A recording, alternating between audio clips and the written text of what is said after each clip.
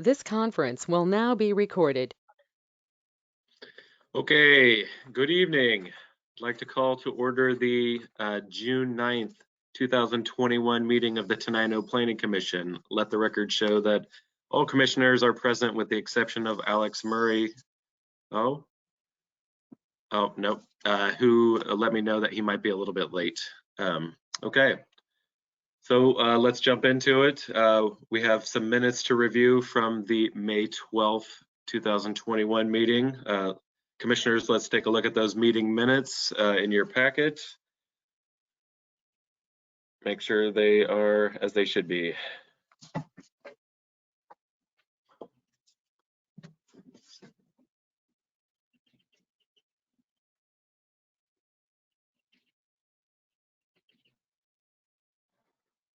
This is Erin, and I'll move to approve the minutes from the May 12th Planning Commission meeting as presented. Okay. This is Corey. I'll second. Okay. All those in favor? Aye.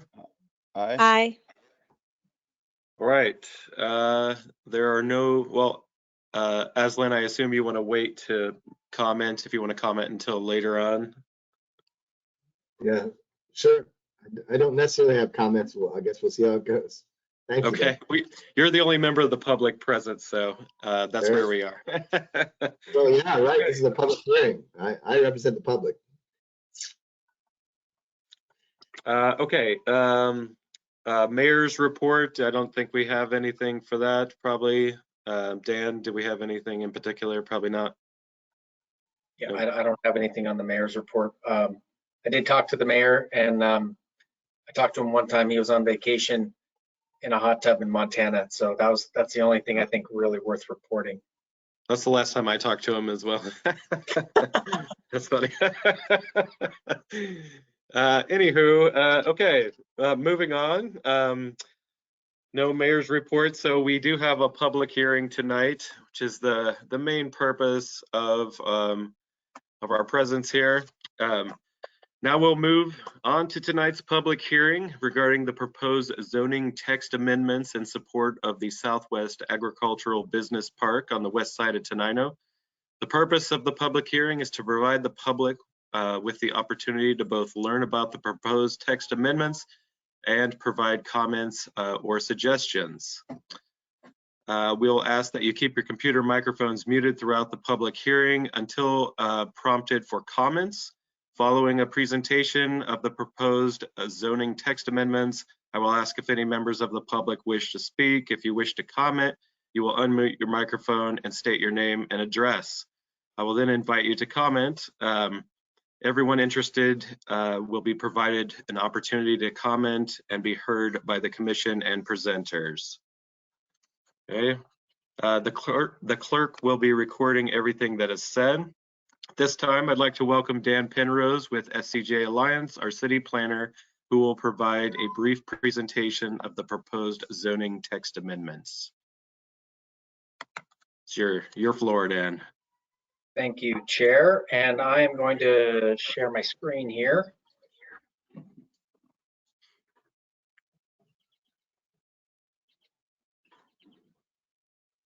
right, thumbs up if you're seeing that. All right. So thank you, Chair. And larger. Yeah, go ahead. Sure. Sorry. You got it. There we go. So this evening, for by way of presentation, we are addressing what is detailed as Text Amendment 2021-001. It's an amendment to Tanano Municipal Code 108.40.030.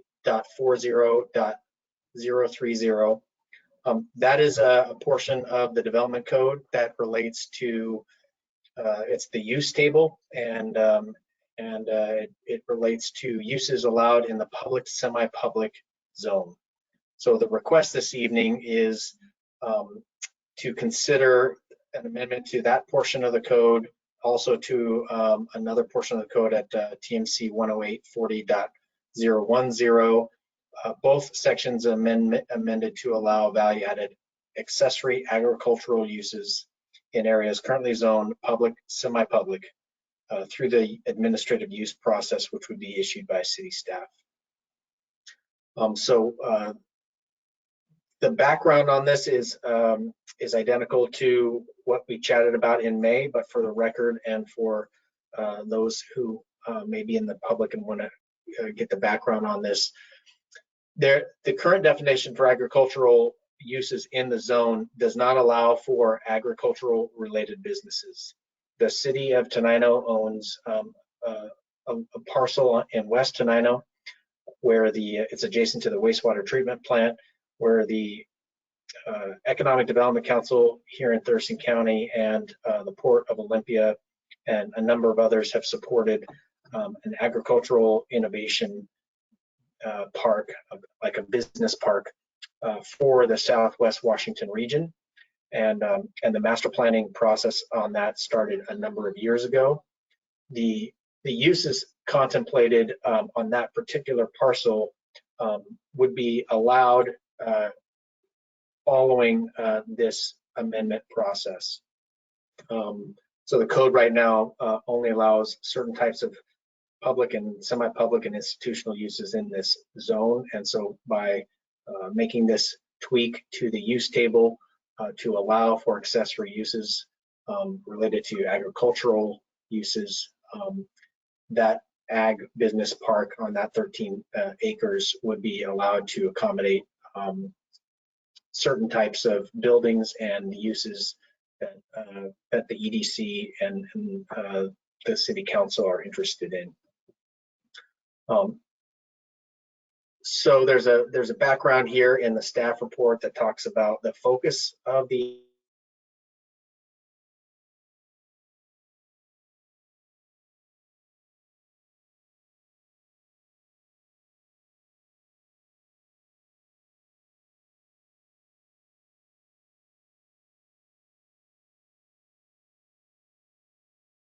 Seems like Dan is frozen. Is that what everyone else is seeing? Yes. Looks painful. Yeah. Hey, so for the record, it wasn't on the agenda, but let's quickly approve the agenda while Dan's frozen. Is that possible? Sorry, when did you lose me there? A decent while back, maybe like a couple minutes back, maybe. That was some of my best work. Yeah. I'll have to replicate it. So that's when you started smiling, Aslan. Is that what happened? Yes. I was talking up the professional approach that the EDC and the financial support Nice. for the project. So, well, I at the risk of messing this up, I won't read the background, but the background in the staff report that I presented in May is in the record.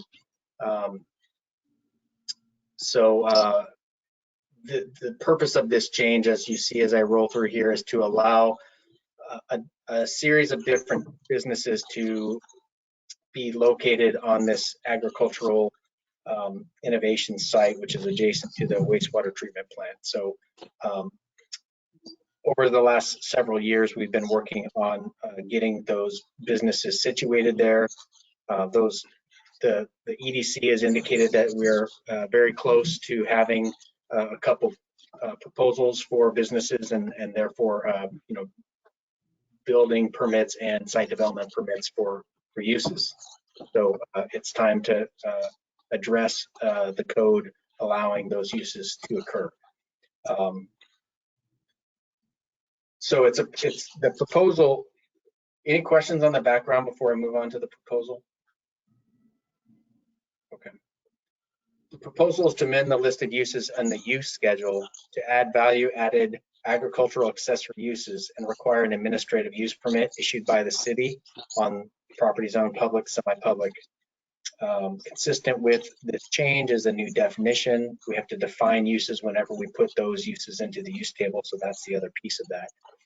So I've dropped into the table, which is TMC 10840.010, that use schedule. The underlined text here is the added use category, which is also defined, and the definitions are found here in this section C of 10840.030. And you can see here with the indication of the A that means that an administrative use permit is required. So that is the text change of the on the code, and here's the section of the definition. How when we say value-added agricultural accessory uses, what we mean is those uses included but not limited to manufacturing, processing, storage, distribution, research, marketing, and sales of regional agricultural products from one or more producers, including support services that facilitate these activities. So that's the definition.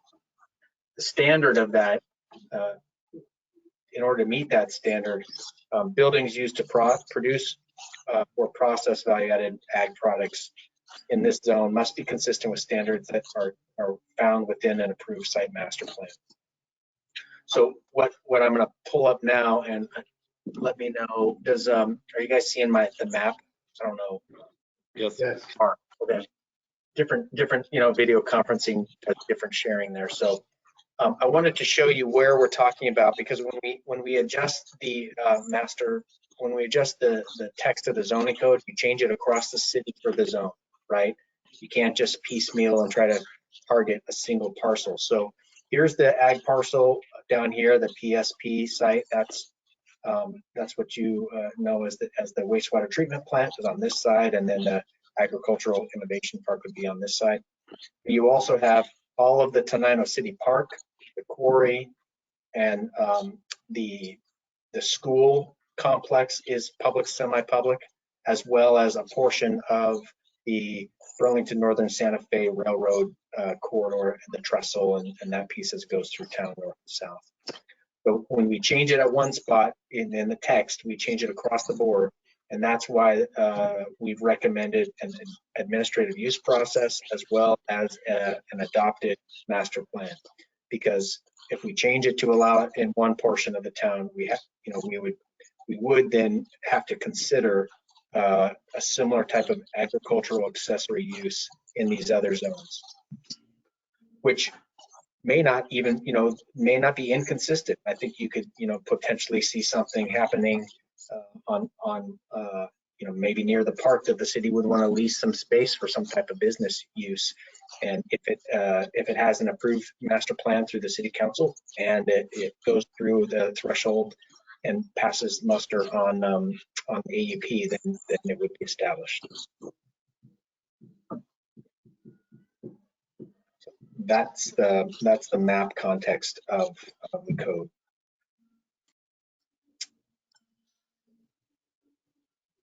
So in order for the ag park to continue to move forward, that's what the trigger is on this text amendment.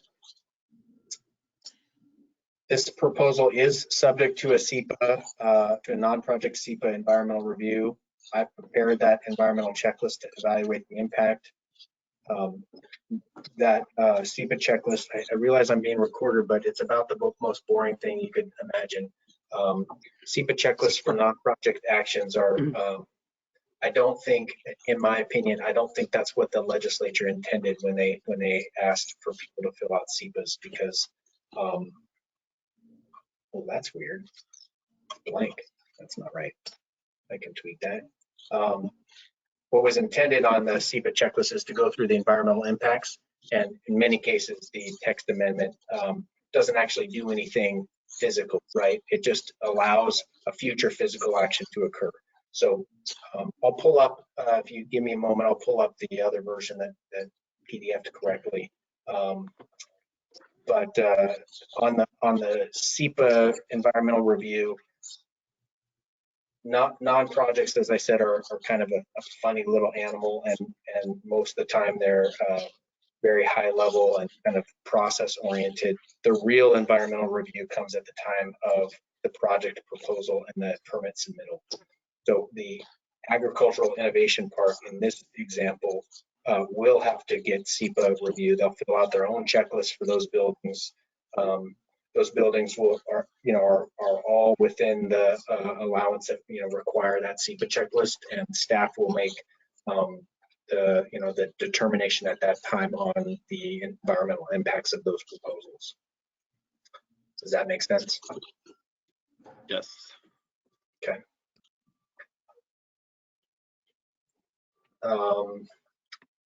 So I'll come back to SEPA when I can I don't know why that didn't PDF correctly, but I'll come back to that here at the end. So your findings, anytime we make an amendment to the code, we have to go through and make sure that it meets the findings for consistency with a number of different things. One of those is consistency with the provisions of the comp plan. I believe that standard is met. It doesn't detract from the character of the public, semi-public zone. And I cited a natural resources goal here that talks about balancing prairie habitat with commercial and residential development. In this example, there's a variety of habitats across the public, semi-public zones, but the one that we're really looking at on West Tanano does have a prairie habitat, and it'll be balanced again with at the time of the permit submittal. There'll be some accommodations for what we know to be some prairie species out there. The proposed amendment bears a substantial relation to the public health, safety, and welfare. That standard is also met. The City Council has long supported this proposal, and the EDC, as I said, has looked to this property to satisfy some of the demand for these types of uses throughout our region. So it's really, as you know, quite fortunate to be the site for that.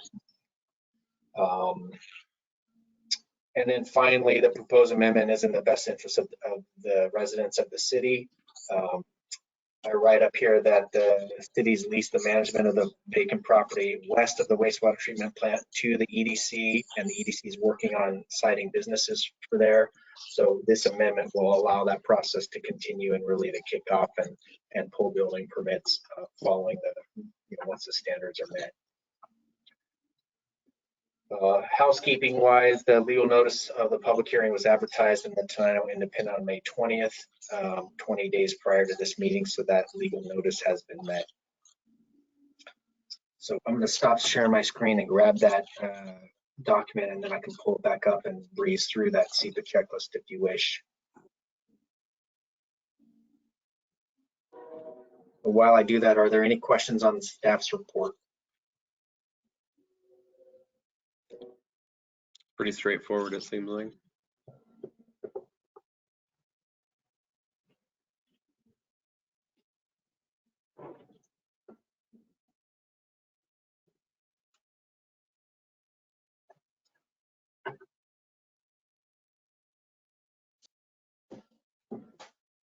I don't know why it didn't. Sometimes my PDF doesn't quite do it right, so I'm using Bluebeam. If you've ever used Bluebeam before, it's pretty cool. All right, so here's the SEPA checklist. Seeing that now? Yes. Okay. Do you mind if I go through it a little bit, or how familiar with SEPA checklists are folks? Not at all. Let me go. Corey, Aaron, I think you should get. Why don't you go through it a little bit? I mean, I'm familiar with it, but I don't know if anybody else is. So. Okay. All right, I'll do that. I know we looked at it one other time. So I'll just for the benefit, I'll make it quick so it's not too detailed, but the SEPA checklist is used for a variety of proposals in the state of Washington. It's a long-standing document, and as I said, it's used for a variety of things. So there's including non-project actions like this. There's no actual project that we're evaluating square footage and height and trip generation and things like that. It's a change to a policy document, or to a development regulation, I should say. Excuse me. So here's the name of the proposed project. It's agriculture accessory uses text amendment. City of Tanano is the applicant. Here's my contact information, the date I prepared the checklist. It asks a variety of questions like, do you have plans for future additions, expansions, or further activity related to or connected with this proposal? And so there's none at this time, but that doesn't mean that future changes couldn't occur. And if that occurred, then future ordinances would cover, future SEPA checklists and ordinances would cover that information. There's a short, brief description of the proposal that mirrors relatively what you saw in the staff report. The proposal affects properties within the public, semi-public zone. That's kind of the answering that location section. And then the next big section here, this environmental elements portion, looks at all the different kind of varieties of environmental pieces that are present. So there's a whole section here on Earth that asks questions about, you know, what's the topography, what's slope, what type of soils, are there unstable soils, what type of fill, cut and fill and excavation are proposed as part of this. Could erosion occur? What are you doing to control erosion? So you'll notice the language in here is kind of hedged, right? Because hey, it may be required, but we're not proposing anything as part of this, you know, text change. And many times what happens is you include language like future development will need to follow Tanano standards for impervious surfaces, or will follow best management practices, or you know, whatever. That's kind of how it gets hedged. Does that make sense? So that's what happens. That's the earth section. This is the air section, kind of a similar approach. Here's the water section. There's a recognition that Scatter Creek's adjacent to several of the parcels, zone P, SP. And if any future development is constructed within 200 feet of the waters, remember that's the shoreline jurisdictional boundary. Those developments would have to go through environmental review. So that's kind of a common approach for all of these specific questions, asking about like dredging and filling and floodplain and things like that. The water section breaks it into, as you saw here, surface water and groundwater. About what you'd expect. You know, most of these things are not anticipated as part of this text change. Water runoff section. There's a section on plants here, circling the types of vegetation that are evident. Some endangered species. And right now, you know, there are known candidate species within the city, but none that would be affected by this ordinance. And again, that's kind of a hat tip to what would have to happen at the time of proposal. You know, so when we go in and we do when we go through a permitting process at the ag park, we will have to consider prairie species. There's a section on animals, birds and other wildlife. I was asked this question about the migration route, which the entire state, western side of the state of Washington is part of the Pacific Flyway, so that's always a fun response. Energy and natural resources, kind of asking about how's that going to draw down what conservation features are going to be used for the plan of the proposal. There's a section on environmental health. None of that is evident at this site. Questions about construction noises. Construction, if it was to occur, would happen between 7 a.m. and 6 p.m. That's just kind of common, but it's all subject to Tanano's noise ordinance. Section on land and shoreline uses, things that we've already talked about. Conversion, there's a whole focus here on not trying to lose agricultural or forest land of commercial significance. Most cities don't have those. Most cities don't have ag or forest land of long-term commercial significance. That's a language mostly reserved for counties. What else is worth mentioning in here? There's a section on, you know, the shoreline master program designation. We talked about that.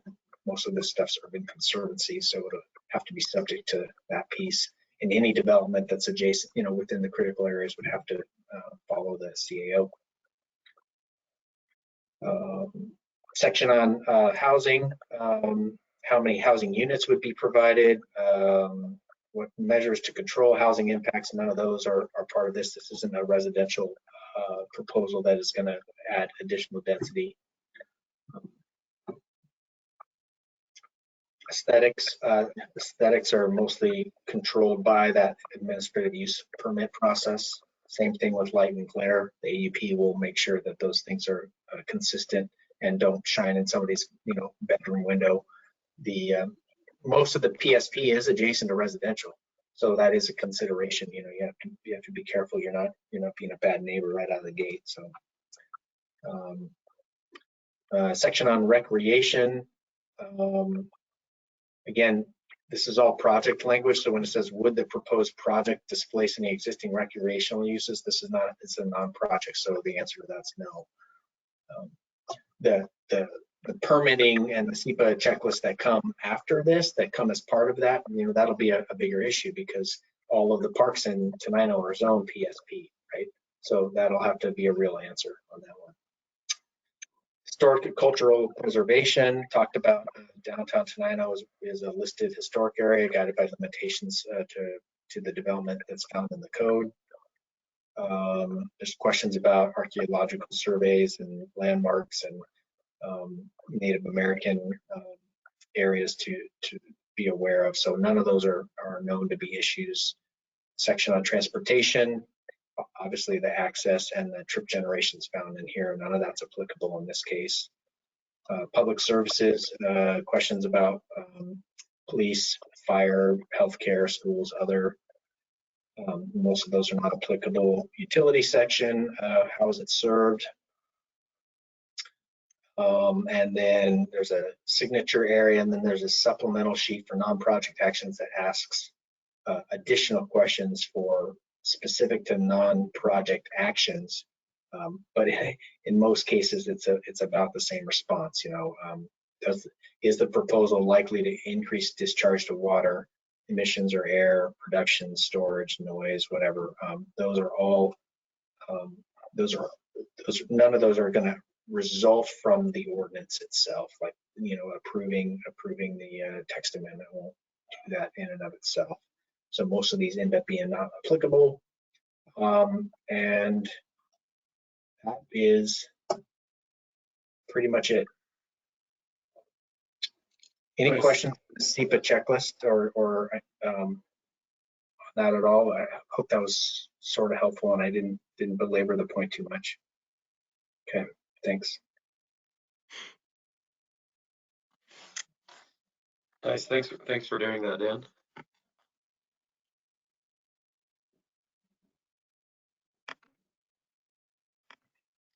Okay, is that it for the presentation part? That concludes staff's presentation. I will go back to the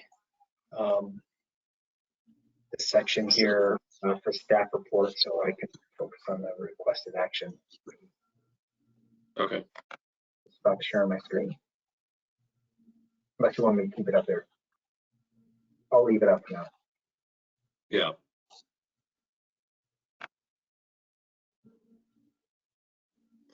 Okay, so the floor is now open for comments from the audience, but there are no public present. Aslan, do you have a comment? I don't know. I would like to fully understand this process, and it's weird that it's written for the text change. It's like it's a document that's geared towards the projects that would submit, right? And so, but this particular one it's weird. It's just a weird thing to wrap your head around. But then it is weird. It is weird. Yeah. It's the equivalent of like a tiered review. So at this level of review, we don't have any specific projects to comment on. Like the projects could be in any one of the public, semi-public areas. A proposal could come in for any one of those. And when they come in, then you have to do all of the environmental review related to the project specific, you know, things that we just don't have right now.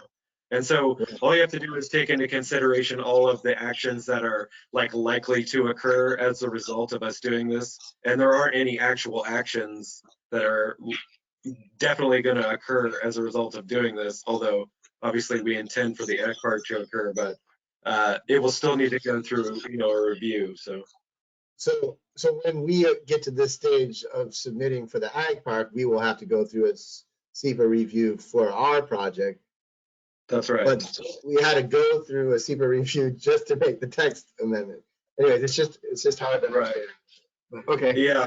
I mean, you review as much as you can based on the policy change, the implications of the policy change. But since we don't have a project, I don't know that we know like how we're going to deal with stormwater on the site yet. Maybe that's been determined, maybe it hasn't, but it's hard to review things like that, which are important to the environmental review if you don't know yet. And so you have to do it in this way. Kind of seems kind of weird, but it keeps things from getting so far down the line that are completely impossible, before we get an actual project, I think, is part of the idea, but. Okay.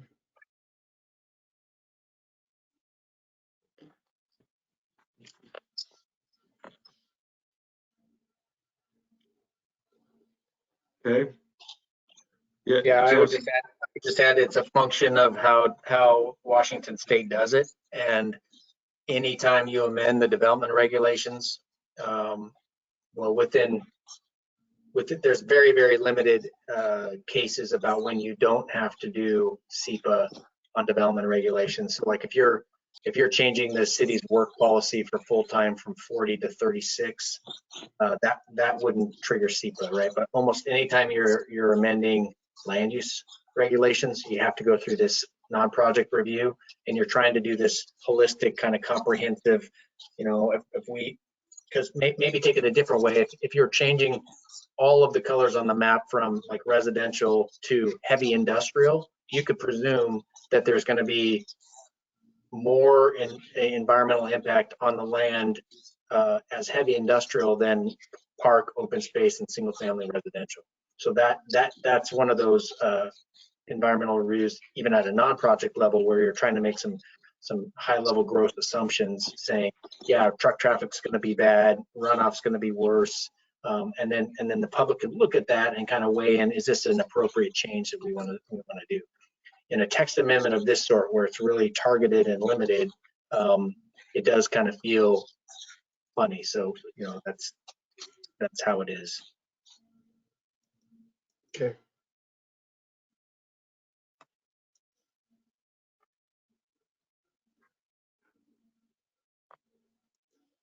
Okay. Any other comments from the audience? Okay. All right. Commissioners, do you have any questions for the audience or staff?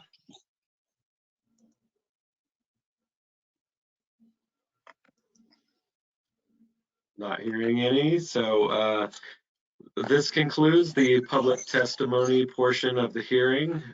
It's now closed. So we need to make a motion. Are we ready to make a motion to advance this thing to the council? Yeah. Okay. So I will recommend to move this to the, I make a motion to move this to the city council for approval of text amendment 2021-001, based on the findings presented in the staff report and the initial SEPA review. The proposed text amendment appears to be consistent with the comprehensive plan and does not bear a substantial impact to the welfare, negative impact to the welfare of the public, and is in the best interest of the residents in the city. So I'll make a motion to approve the text amendment as it was presented tonight. I'll second. Okay, all those in favor? Aye. Opposed? No. Good, we did it. Thank you. Yes, thanks, Dan. I appreciate it. Okay, so let's see. We do need to retroactively approve the agenda for tonight's meeting. Unfortunately, I missed that bit at the beginning. So it was a pretty short meeting, and it appears to me that everything is represented on the agenda. Can I get a motion to approve the agenda? This is Erin. I'll move to approve the agenda for the Planning Commission meeting for June 9th as presented. Okay, thank you. I'll second that. Okay, all those in favor? All right. Aye. Nice.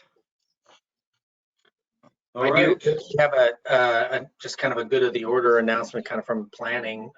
Yes. If you want to hear that. Of course. Yeah. So two items. The first is in February and early March, staff applied for a habitat conservation plan grant to U.S. Fish and Wildlife Department or U.S. Fish and Wildlife Service with the support and assistance of Washington Department of Fish and Wildlife. And that was a good process, and we've been notified here last week that we've made it through the initial like kind of the first couple steps. So our application is still pending review and hopefully award, but we've made it through the first kind of steps. So that's a sign. That HCP, we've talked about that before. That habitat conservation plan is predominantly for pocket gophers, but it really is also for all prairie species, at least the ones we listed in the grant application, and it funds both the habitat plan and tees up the environmental review, which is also a tiered approach. You have to do the plan first before you go through the environmental review, and so those pieces are well underway, and we're hoping for a positive outcome later this summer. Yelm, a couple of years ago, Yelm went through the same process, and they were awarded at the end of 2020 a habitat conservation plan for their pocket gopher situation. So there's a good track record. I thought that at the time we applied, we were the only applicant in the state. That's pretty good that we would be supported by the full weight of the state departments to get that grant. Our grant amount was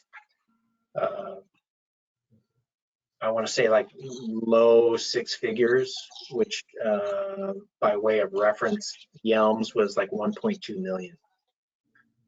The kicker is you got to throw in at least 10%, I think, for a local match. So there were some things we could have done, but the match just wasn't there.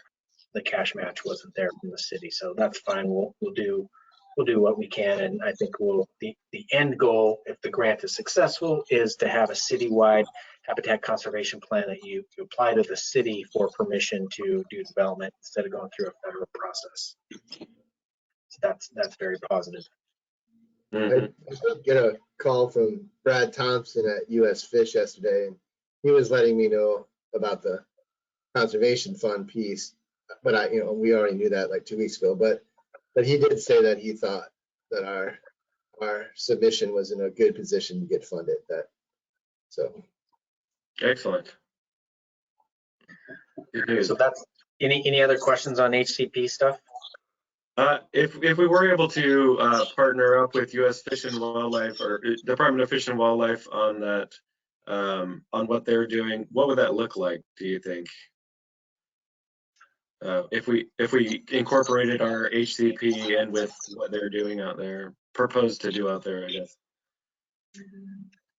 Yes, I think that's an important part of that citywide plan. It's not too much speculation to suggest that property in West Tanano that has that we know has pocket gophers could be a mitigation site. Could be a receiving site for habitat enhancements that would resulting from other spots in the city that would develop out. So would we just, our permitting process, the money that people pay to the city would partially go to that bank? Is that what it would look like, or? It could be. I mean, I don't want to guess too much as exactly how that would occur. You first have to find the habitat, and then just for kicks and giggles in the permit review process that I've seen so far with the several gopher specialists that are, approved, have passed the test and approved by the county to do the gopher surveys, has not resulted in any gopher habitat within the city of Tanano so far. Okay. Even the ag park property itself was fully transected, and no mounds were found, no pocket gopher mounds. Now we know that they exist in West Tanano on the alpaca site. That's why Fish and Wildlife is acquiring site. But in town itself, on parcels off of Parks and Reynolds and Sussex and other places that we've looked at doing development, no mounds have been found, according to my knowledge. So we'll see.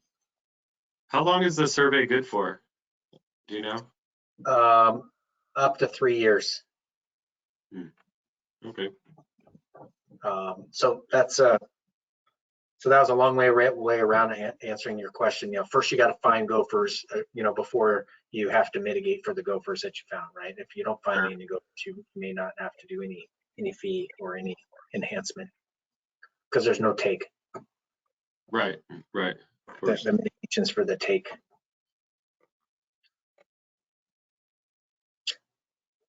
The other thing is lots and lots of people kicking tires on Lemon Hill. So I'm not sure if you've been hearing about that, but real development opportunities for the Lemon Hill area. A year or more ago, we had some local and maybe smaller regional builders looking into it, that they just didn't feel it could pencil. And now we have national level developers who think it can. So, and I don't know enough yet about that, but we're going to have a pre-application meeting with a handful of them in about a week and a half, maybe in the next week. Interesting. Nice. So, 50 to maybe 150 or more homes up there, depending on, and that's over a decade plus, right? I mean, that's a big build out, but that's real units. It's not 12. Yeah, that's significant. And so the water rights out there in West Tenino are going with that residential development. Is that how it all played out in the end, or we don't know yet? I don't know yet. I would presume that that any acquisition of that property is having that as part of the conversation. Is that enough hedging? Yeah. Yeah, I'm guessing most of those folks know that in order to do what they want to do at the density they want to do it, that the city doesn't have enough water to make that happen all by itself. Nice. Well, exciting times. Okay. Any other announcements? Oh, go ahead. I would just love to know what happens next with the text amendment. It was said that it goes before city council, and since city council happened yesterday, that'll be another 2 weeks. And then if I remember from Dan, when you schooled me on this a month or so ago, then it goes to the Department of Commerce after the city council. We run the council noticing and the commerce noticing at the same time. So fair question. What happens next is we are going to request expedited review from Department of Commerce. Ordinarily, they ask for 60 days for a development regulation change, but in a case like that, where it's very limited and very easy to review, we're going to ask for expedited review, which is 14 days. And that can start tomorrow, or what are you saying? Okay, that's awesome. And then do you just let city council know that this is an agenda item for next? I guess Jen and Rona are kind of on this call, but like, yeah, we work with staff to get it scheduled for the next the next available meeting.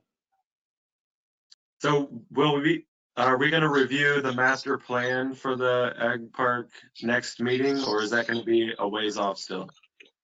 I think you're welcome. Yeah, let's do that just for kicks and giggles. Based on my reading of the Tanano code, there's no requirement for the planning commission to approve the master plan. So it'd be more of a review for benefit. We would take that to the council for adoption. Okay.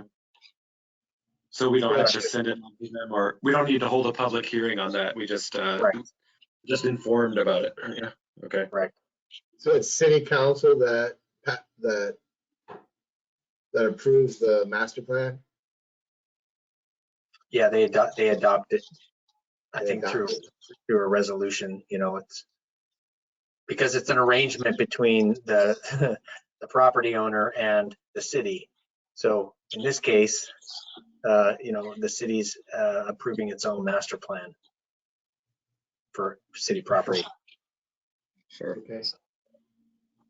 But we are saying that we would spend time at the next commission meeting here in July on this. It was that July 14th, right? That Sounds right. a good All right. schedule. All right, Dan, we have a date. We're gonna have that master plan done by. How about that?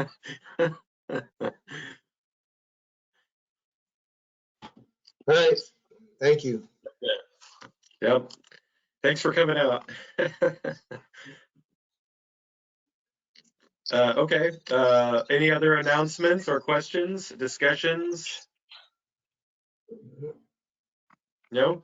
That being the case, I will say meeting adjourned.